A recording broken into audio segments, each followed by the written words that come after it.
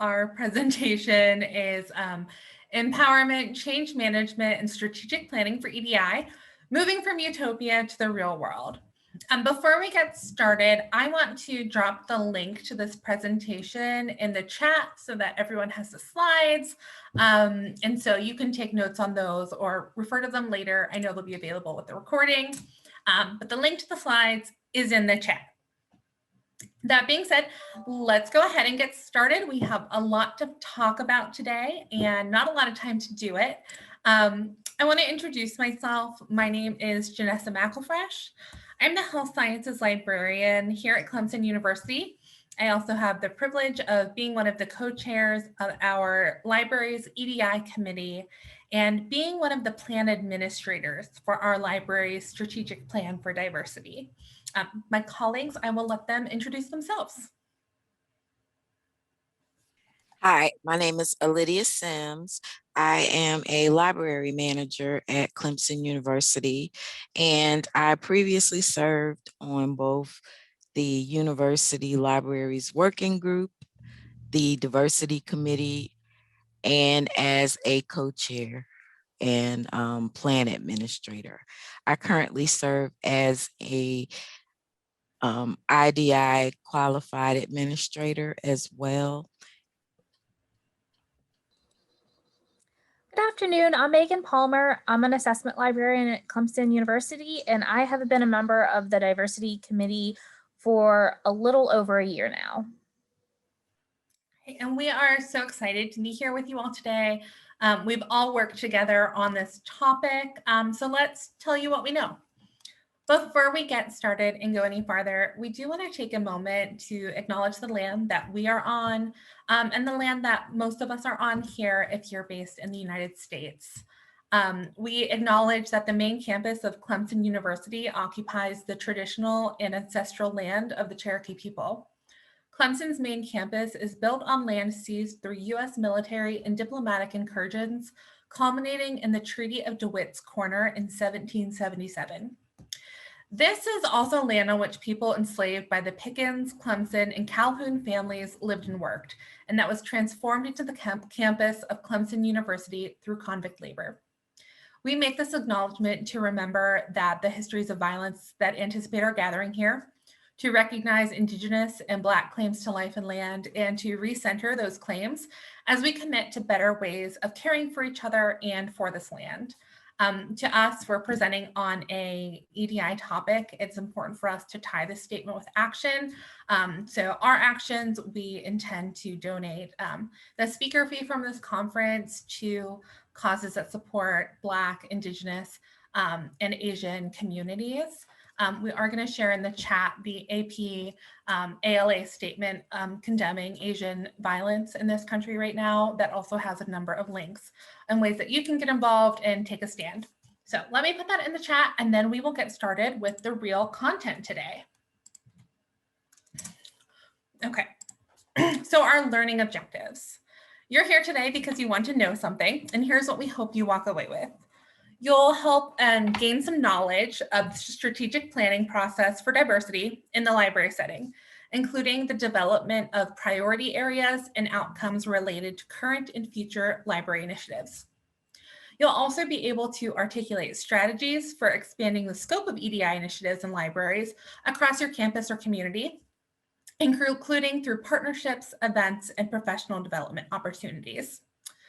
In addition to all of this, you'll learn about change management best practices that will help you work towards continual growth and empowerment related to DEI initiatives, dealing with institutional change and committee changes.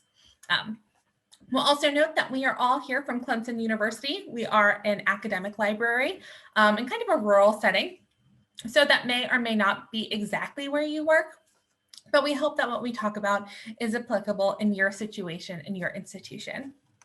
That being said, I'm going to turn it over to Alydia for the introduction to our strategic planning in libraries. Alydia?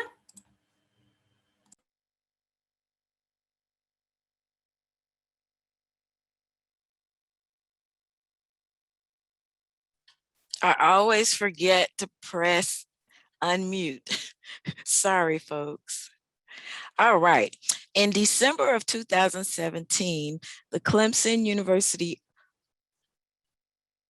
Office of Inclusion and Equity held a meeting in which all college representatives to Clemson University President's Council on Diversity and Inclusion were present at a meeting that introduced Lee Gill, our Chief Inclusion and Equity Officer, Special Assistant to the President for Inclusive Excellence. They announced a new initiative for each of Clemson University's colleges to create a diversity plan based on 6 strategic areas.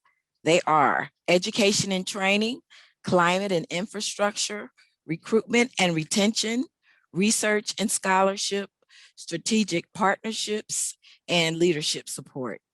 Each college was charged with creating the draft of a plan to address each area to be completed by December of 2018. In response to this, the Clemson Libraries created a diversity plan working group in January of 2018 to explore each area to find how the areas operate or might operate within the lens of the library and information science, and recommend ways of integrating them with the culture of Clemson Libraries. The concept of a diversity strategy was new at Clemson. And as members of the working group, we had no idea what the expectations were for our plan. We knew that we wanted our facilities to be more inclusive and equitable. Thus, our goal was to create a more utopian environment in the libraries. Next slide, please. Okay, so we're talking about utopias here. I don't know about everyone else who's here, but when I think of a utopia, I think of some sort of science fiction, futuristic world, maybe some flying cars. We don't have that at our library, but we are able to think big, not quite at the science fiction level. A utopia is simply an imagined place or state of things in which everything is perfect. Perfection is hard to strive for, but whenever you're in the planning stage, whenever you're sitting down, you're making a plan, maybe you have guiding principles like Alydia mentioned, it doesn't hurt to think big. You can cast aside some of those elements that stand in your way right now. This is a strategic plan. It's not where you are right now. So things you don't have to consider whenever you're planning for your EDI Utopia for your library. You shouldn't consider the current budget.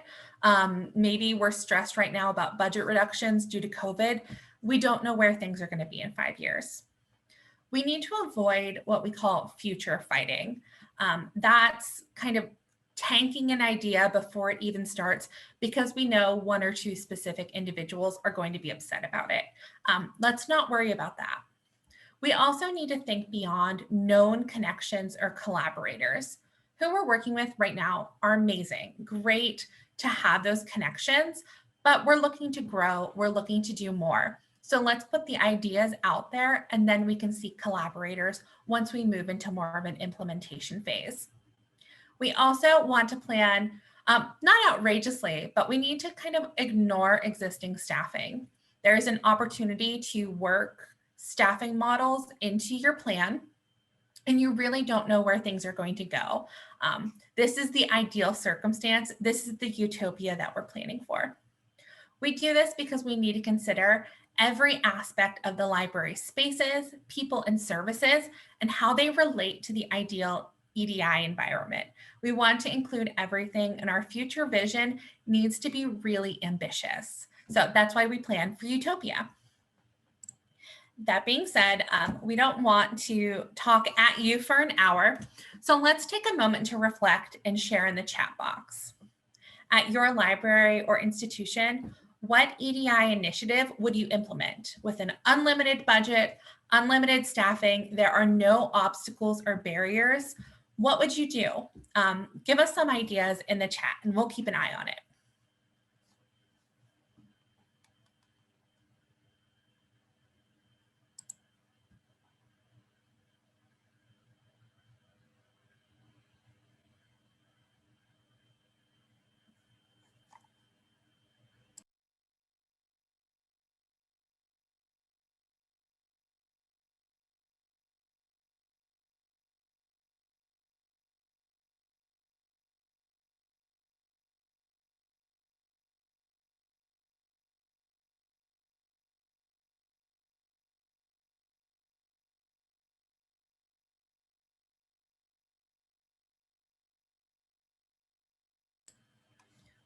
We have a few responses coming in now. We're looking at things like training, retention, recruitment, having conversations in collections budgets, bilingual staff or opportunities to develop those skills, updating policies, collection selectors, getting more diversity in there. These are really great ideas. Just have the budget, the training, have the conversations. Staff roundtables for facilitated discussions. I love a facilitated discussion. Exactly. And so that's what we were thinking in our strategic planning process. Let's shoot big. We were working from baseline 0. There were things being done on a one-off basis, but there wasn't a plan or a principle behind them. And that meant that if we say our goal is really, we need to move towards training, we have the space to plan for it. Moving on, we're going to talk about the reality of implementation. So we're going to leave the utopia behind and let's talk about what went on in the real world.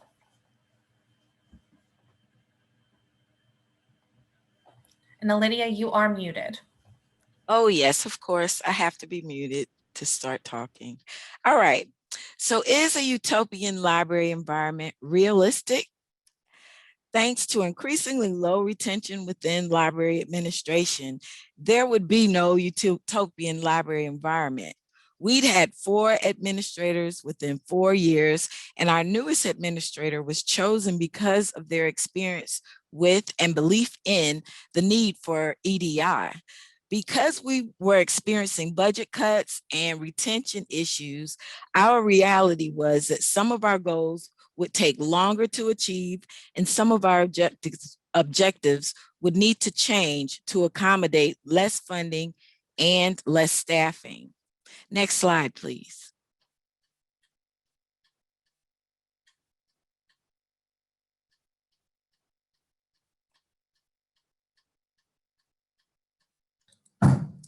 I'm sorry, everyone. I have some children at home that were misbehaving. So I'm going to talk about how assessment worked for us. The initial working group had great direction from institutional effectiveness by the use of campus labs.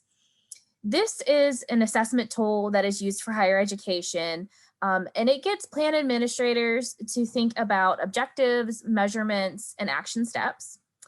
I was hired as the assessment librarian after the creation of the plan and shortly after the start of the official committee. I was brought in to review their plan and help them with thinking about what can be accomplished and measured within specific time periods. This allows for a step-by-step approach to accomplishing your goals. Next slide, please. Your goals may be ambitious, so you want to think about how you can measure progress or success. So one way to do that is to make objectives or targets SMART. You want to make them specific, measurable, attainable, relevant, and time-based. Next slide, please. Now, here is one of our goals from our EDI strategic plan. I want you to think about how this goal would be successful. How would you measure it? How would you reframe this into an objective? So go ahead and put your ideas in the chat. So when you start creating your strategic plan, you're going to create ambitious goals, but the implementation is how you measure success.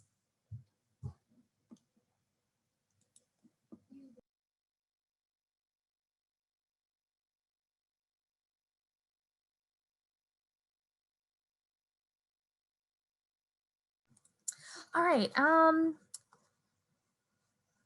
So, yep, evaluate each facility for ADA compliance. Update staircases, elevators, and ramps for ADA compliance. Provide quiet spaces for autistic patrons, multilingual tutors. Jenessa, could you go ahead and click on the next couple of bullets?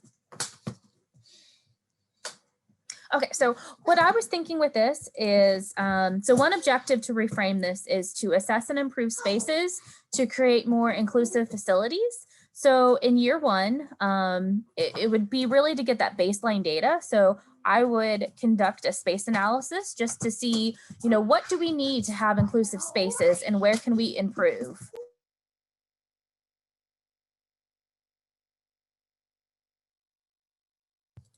And so in year 2, you could start thinking about ways that you can improve pathways and accessibility for all patrons and ensure that decor is inclusive. Jenessa, could you hit on the next 2 bullets? So perhaps in year 3 and year 4, you want to make sure that your bathrooms are gender and family inclusive, and you want to make sure that you have furniture for body sizes and adaptability. So that might require funding. So those specific objectives might be pushed out a little further into the future because it might cost money. You might need to do some fundraising to do that. So that might be why you have some of those kind of pushed out more towards the future. Next slide, please.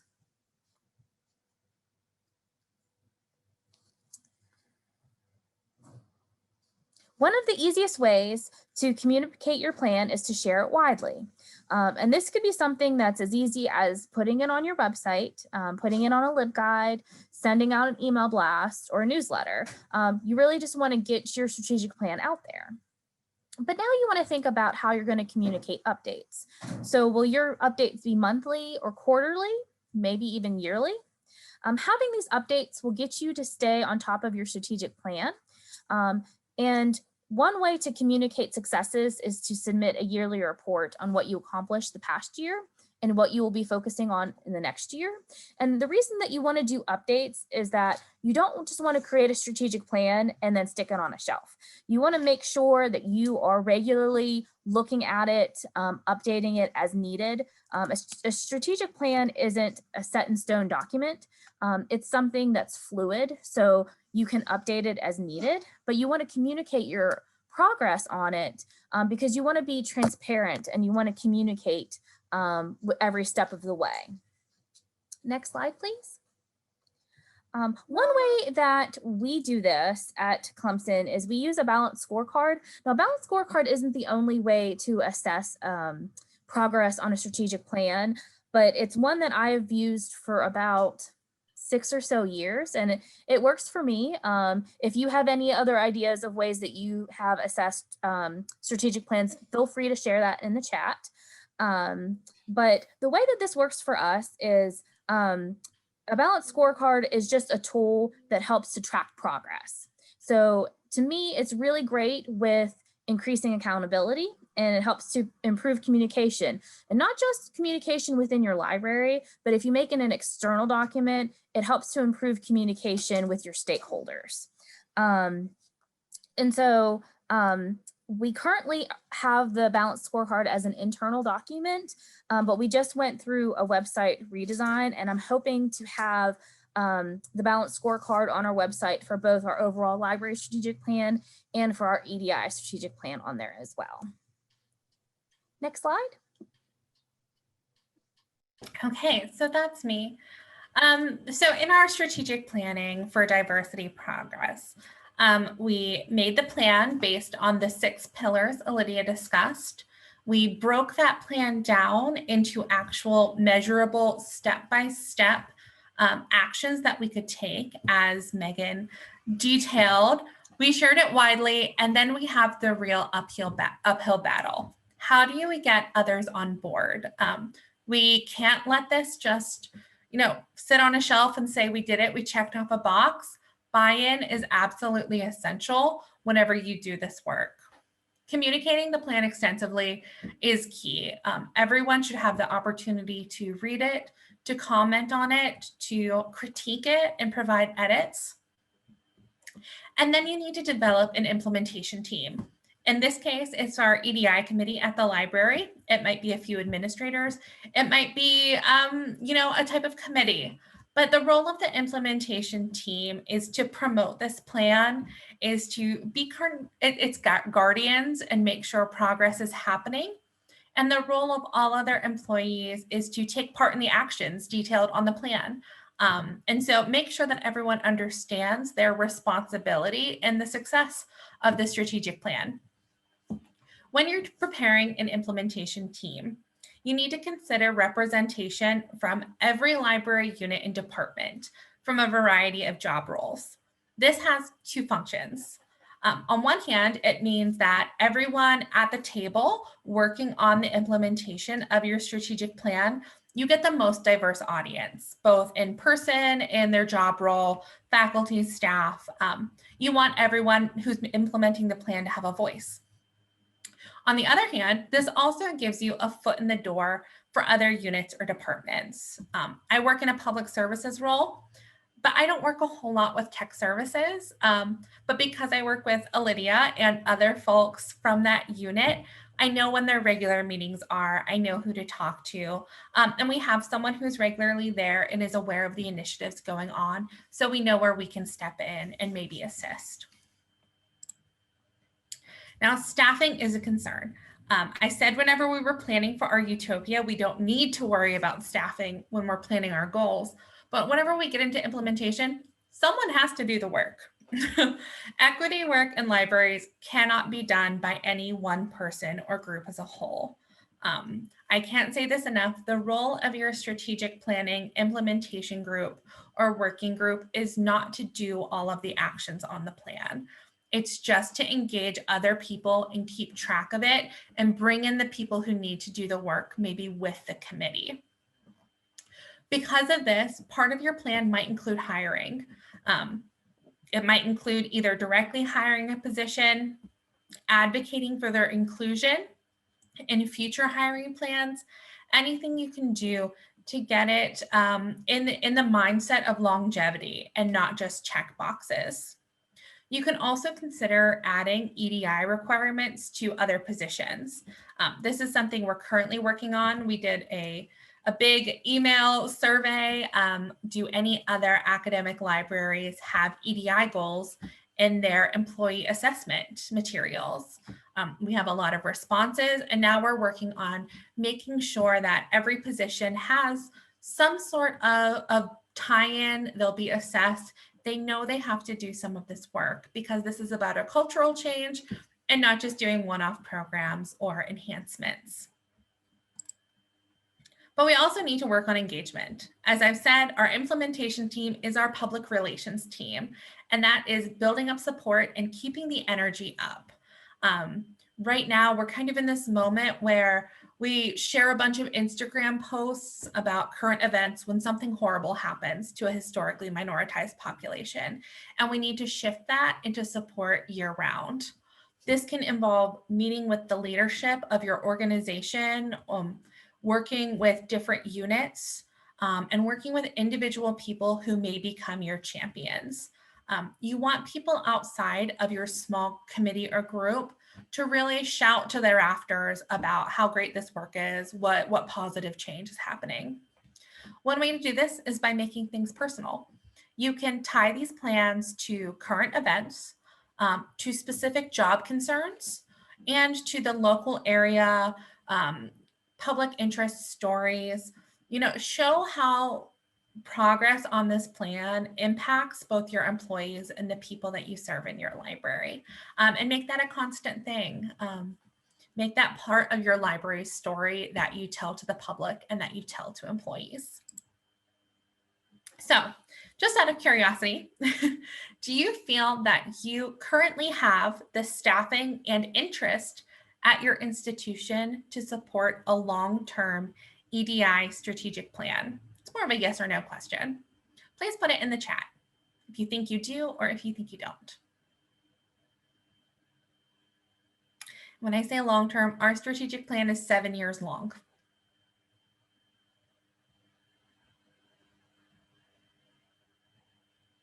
We have a yes, not the staff.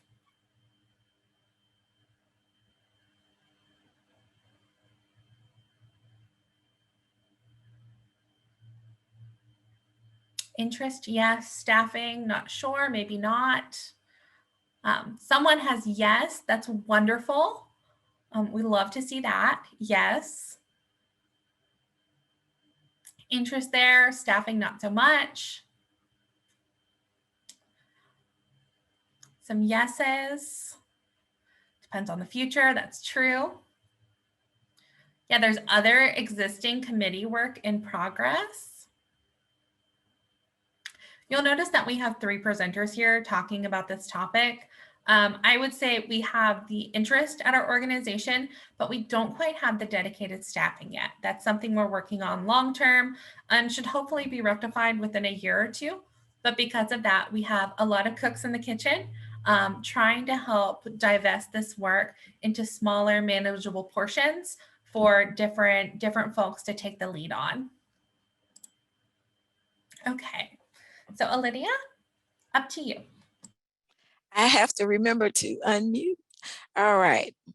So one of the ways that we have expanded the scope of EDI initiatives within the library across our campus is through a book club called the IDEA Book Club. It's IDEA for Inclusion, Diversity, Equity, and Awareness.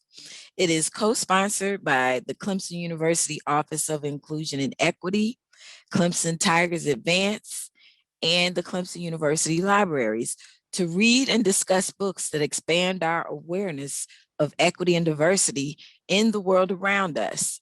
Some of the titles that we've discussed so far, and I have been in the club since its inception.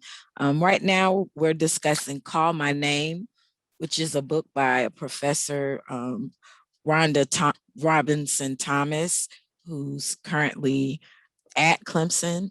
We have the Empowered University. We have Factfulness. We also read Weapons of Math Destruction and The Blind Spot. The libraries does not have to do all the work and funding for these initiatives.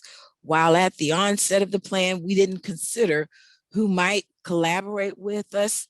During implementation, collaboration is what makes things happen. Consider the individuals you work with internally and externally. Email folks at other institutions.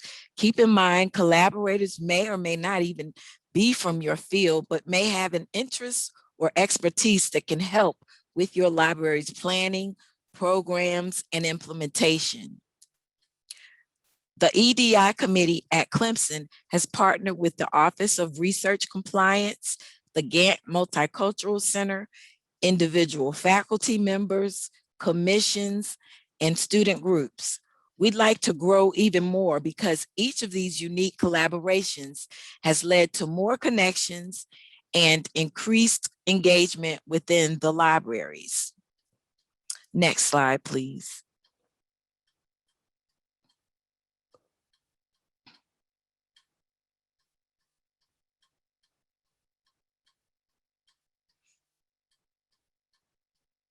All right, so next we're going to talk about intercultural development inventory, of which I am a qualified administrator.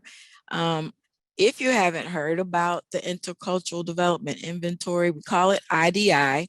It is the premier cross-cultural assessment of intercultural competence that's used by thousands of individuals and organizations to build intercultural competence to achieve international and domestic diversity and inclusion goals and outcomes. IDI research in organizations and educational institutions confirmed two central findings when using the IDI. Interculturally competent behavior occurs at a level supported by the individual's or group's underlying orientation as assessed by the IDI. Training and leadership development efforts at building intercultural competence are more successful when they are based on the individual's or group's underlying developmental orientation as assessed by the IDI. In contrast, too many personal characteristic instruments, the IDI is a cross-culturally valid, reliable, and generalizable measure of intercultural competence along the validated intercultural development continuum, adapted based on IDI research from the DMIS theory developed by Milton Bennett. Further, the IDI has been demonstrated through research to have high predictive validity to both bottom line cross-cultural outcomes in organizations and intercultural goal accomplishments in education. So I want to ask, is anyone here familiar with IDI? And if so, have you taken the assessment? If you've taken it, how was it utilized at your institution? Please answer in the chat. Next slide, please.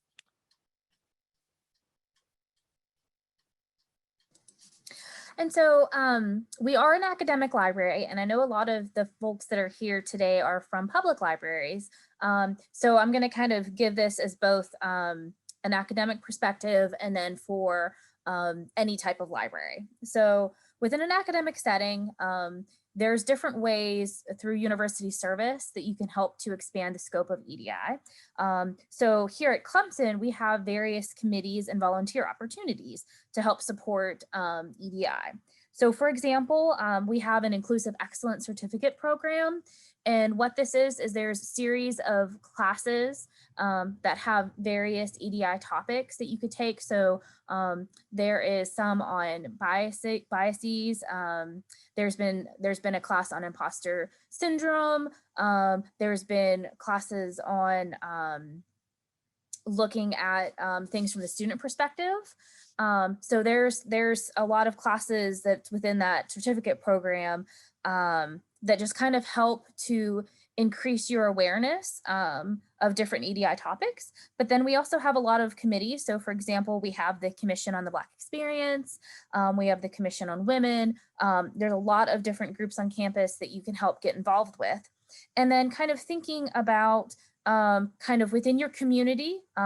So your state library is a great resource. We're in South Carolina, and I can never sing the praises of our state library high enough.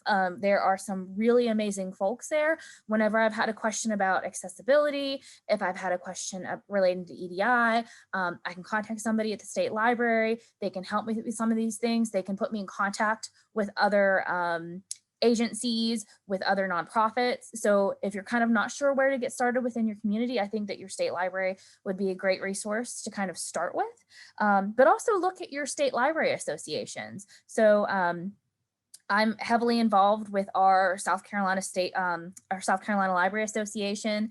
They're doing a lot of things relating to EDI, but there's also in South Carolina, we have the partnership for Academic Libraries of South Carolina. They're doing a lot of EDI things. And we even have the Association for Southeastern Research Libraries. And all three of us are very involved with that, working on different projects for them that kind of just like expand that scope of EDI initiatives. And I'm sorry, I'm seeing there's a lot of questions in the chat, so I'll go ahead and get to the chat to answer some of those. Next slide, please. Okay, so let's talk about change management. We're here talking about our process, and you know, it's a process. Some programs go better than others. Sometimes attendance is high, sometimes it's low, and sometimes we do face resistance to some of the programs and conversations that we have. So let's talk about change management and how that can be employed. When we talk about change management, we are talking in two ways. On one side, we're talking to getting your library and your patron group adjusting to the changes that might be happening with your library environment. We're also talking about how to ensure that whenever changes happen in your committee or in your plan, your goals are still sustainable. So when we're talking about big change management, this is really popular in business world, but we can take some of those elements and bring it back to libraries. These are three big change management principles. The Cotter 8 steps are establishing a sense of urgency, create a guiding coalition, develop a change vision, what needs to change, communicate the vision for buy-in, empower employees to take broad action, generate short-term wins, never let up, and incorporate changes into the culture. ADKAR stands for awareness, desire, knowledge, ability, and reinforcement. And the ACT model is plan the change, create urgency, lead the change, engage the people, align systems, and sustain the change. As you can see, if you look at any of these big models towards change management, there's a lot of overlap. If you have the slides, The little flowers at the center of the circles are hyperlinks if you want to read more about these models. However, you're here because we did the research for you. We work on this process. And so we took these different principles and we boiled it down to 6 main things. The first is your vision. You need to have defined goals and you need to update your objectives regularly. You need to know what you're working for, both the specifics, the actions that you're going to take, and the big picture. What are you really doing all of this stuff for? You need to have an awareness of your institution's culture. This should be at the center of everything. If it's not based upon your institution's culture, we can just write one big EDI plan, send it to every library in the country and apply it. But we know that's not true. You need to make it personal. This is one of the few things where I think it does benefit to have a top-down approach. And that doesn't mean just the top-down doing the work. That just means who needs to get on board first.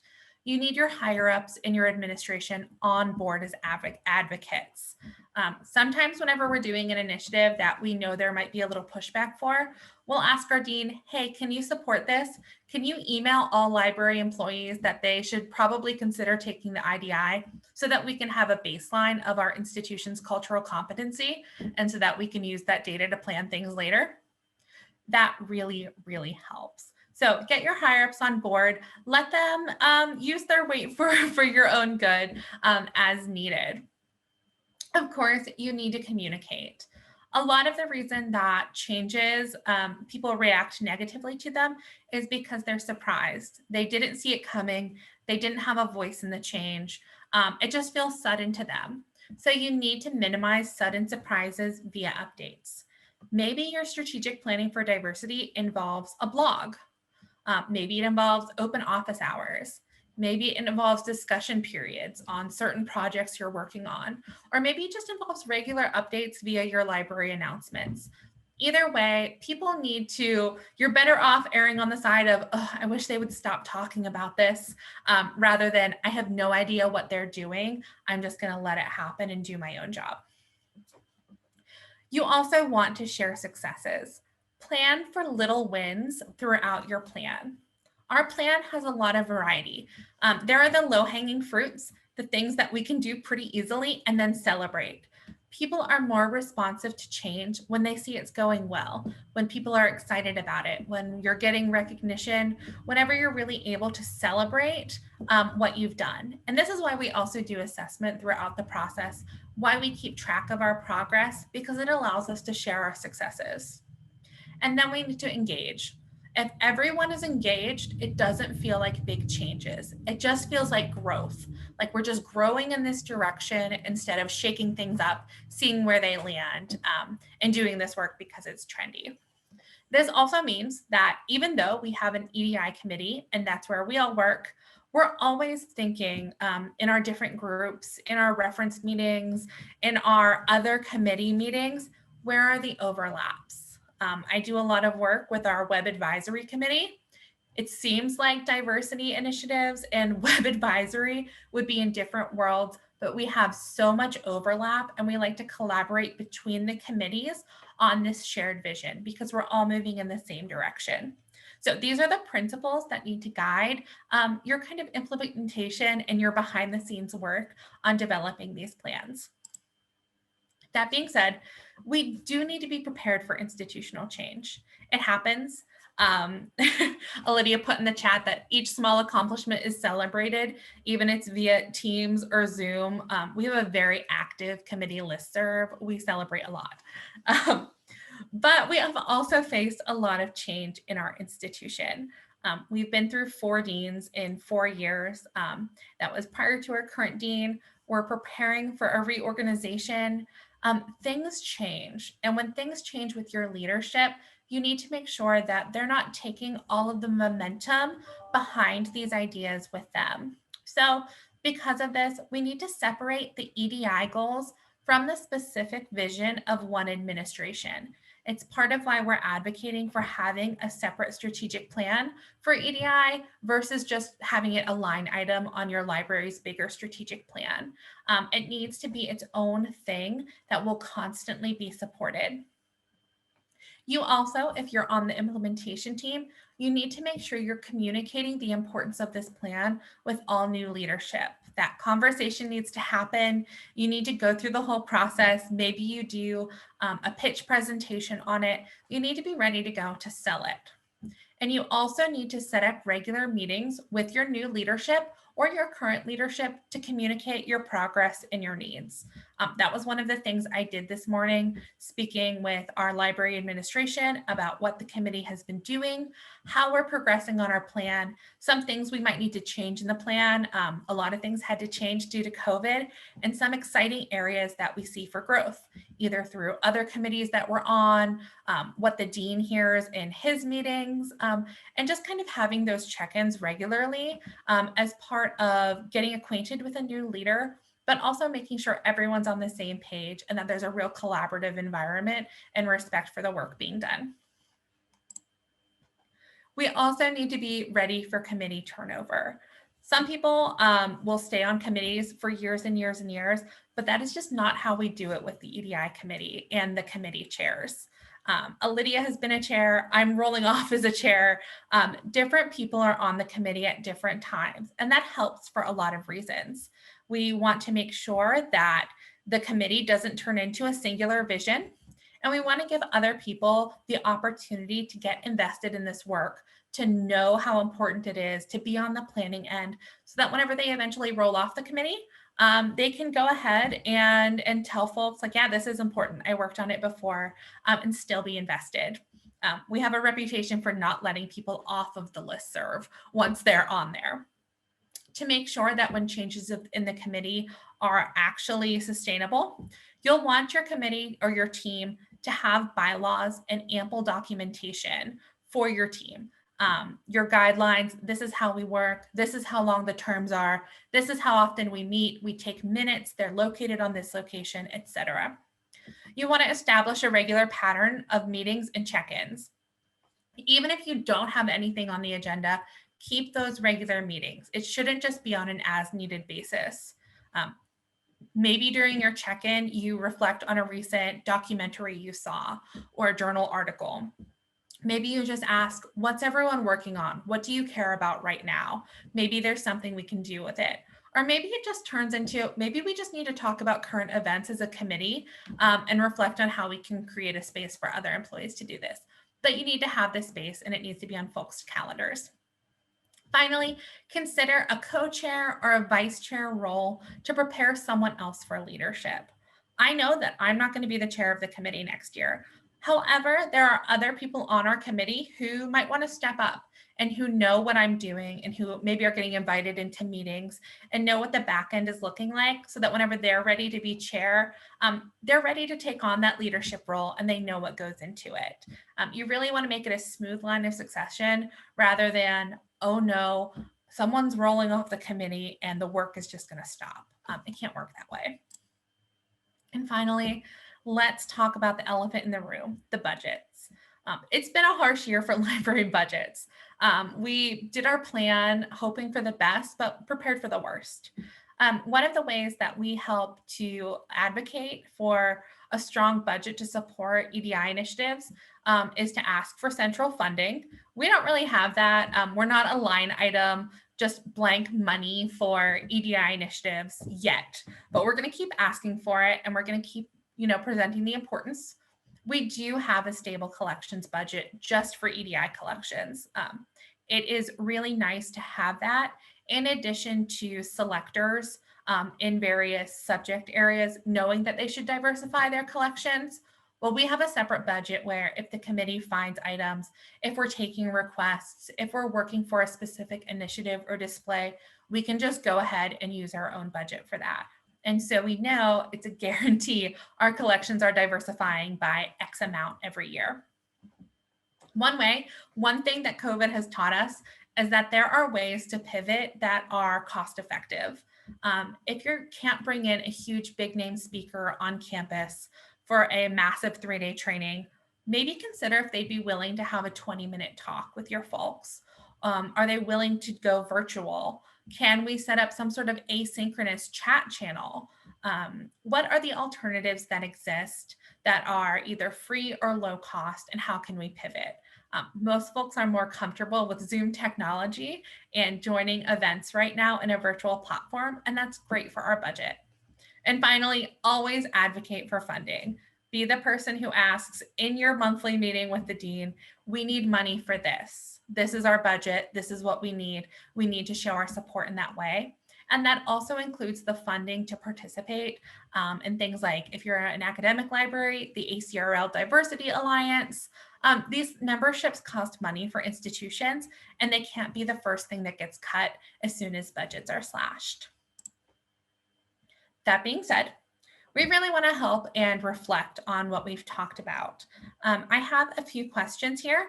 I'm going to ask them. I'm going to ask our lovely co-presenters, Megan and Alydia, to think and respond. And I would love to see your responses in the chat as well, because a lot of this work is reflecting on ourselves and reflecting on our biases and the culture and the institution we're working on, to see if we can move towards change. So the first question, what are some of the barriers at your institution that stand in the way of achieving your EDI goals? So we can think, and Alydia and Megan, whenever you think of a barrier, go ahead and jump in. One of our barriers, I think, is our reputation. People know us for football and for prejudice. They don't necessarily know us for diversity initiatives, and we work really hard and diligently to change that, because not everyone in the upstate has the same mindset. I think we're here with other Southeastern libraries. Other folks might agree. And kind of to add on to that too, I mean, we have a lot of buildings on campus that are named after known white supremacists, slave owners. And so, you know, supporting our students, supporting the initiative to get those changes done, I think is really important, because being able to have a diverse culture, we really need to dismantle white supremacy. And that's something that we are really working with within our university. But also for me, a barrier for myself is that I want to do all the things, but my job is not solely EDI related. So I have to kind of not get myself involved with too many things, because I also have a full-time job doing assessment. So that's been one thing that is standing as a barrier for myself, as I just want to do all the things and I can't do all the things. Yeah, for me, I was going to say just my job title. I'm the health sciences librarian during a global pandemic. I'm a little busy with other things, but I want this to be a priority, and it's hard. Someone in chat asked, you know, what are some of the barriers that we've had in our community? We have to acknowledge we're in Clemson, South Carolina. Some of our biggest visions are caught in the weeds with legislature and stuff. We're currently trying to advocate for getting just a decal of some sort of land acknowledgement on our library doors. And it's going to involve petitioning the Board of Trustees, and it's a bigger deal than just sticking in a decal on the doors. And we kind of get caught in that, and we get pushed back. And sometimes folks want to, well, let's make a committee to talk about it. And sometimes creating committees is just a way to postpone action because they know feathers are going to get ruffled. Okay, another question. What steps can institutions take to ensure that their EDI work is actually sustainable and not just a trendy thing someone's waiting to disappear? Thoughts here?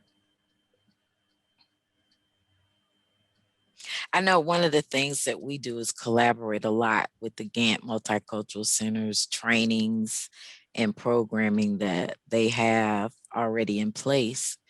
Helps make our jobs a lot easier, because we can ask them to put on certain things for the library employees. and other collaborations that we have that seem to work well. Well, and speaking of sustainable in our relationships with the Gantt Multicultural Center, one thing that I've noticed is we've had some really great folks, not necessarily in the library, but at the university. It's amazing. But their positions, it seems like they just get to the university, are doing really great work, and then they find an opportunity elsewhere. So I think that institutions should really make sure that they're paying people adequately that's doing this work, because this work isn't just this work can have a lot of emotional labor attached to it, and I think that if institutions are creating positions that are going to do this kind of work, that they need to make sure that they're supporting those people and paying them adequately. Yeah, and I think oh yeah, go ahead, Alydia. I was just going to say, which leads to the recruitment, retention issues that we have, I think as a result of partially the environment right now in society, as well as some of the issues that we have in politics and in our area in the United States. Yeah, I was just going to agree with Megan. I see it's in the chat too. Pay people what they deserve for the work. Get people invested and make them able to support their life and the work that they're doing based on budgets. And yeah, that's another issue, because we're in the South, and I think in a lot of institutions, the compensation doesn't measure up to what it would be in, say, the West or up north. Yeah, yeah. I was also going to throw out there, one thing that we do a lot of, and that kind of catches on, is to change the language at your institution. We have pretty extensive conversations sometimes. We had a really good workshop on decolonization where we discuss language with each other. We tend to call out little language microaggressions, even if someone, like right now, we're having a conversation on returning to the workplace from work from home, and making sure we're not saying return to work, because that's pretty rough on people who are working from home now and who might have accommodations to work from home always, and that sort of thing. Kind of shifting from the diversity problem into the diversity opportunity, and make it something that the institution wants to invest in, because we need the money too, and we need the action. And I think one thing that we all must remember is, in the long term, long run, everyone wins. Yeah. If you're equitable, inclusive, and more diverse. Okay, so we're all gathered here from all sorts of different libraries, all across the Southeast, across the country, maybe across the world, which is awesome. How can libraries support one another if they're going through an EDI strategic planning process, if they're working on similar initiatives on a big scale, on a strategic scale? Ideas on supporting one another? We got to take this show on the road. Road trip. I was just going to jump in. I know I've asked questions on listservs before, and I am so grateful for libraries and institutions and individuals who will just send me chunks of their own strategic plan. It's so helpful not to have to reinvent the wheel, to have to come up with something from scratch. When you know other institutions are doing it, you can use it as leverage in your own institution, and you can just see how it's done. I appreciate that. So if you've ever responded to one of my emails, thank you so much.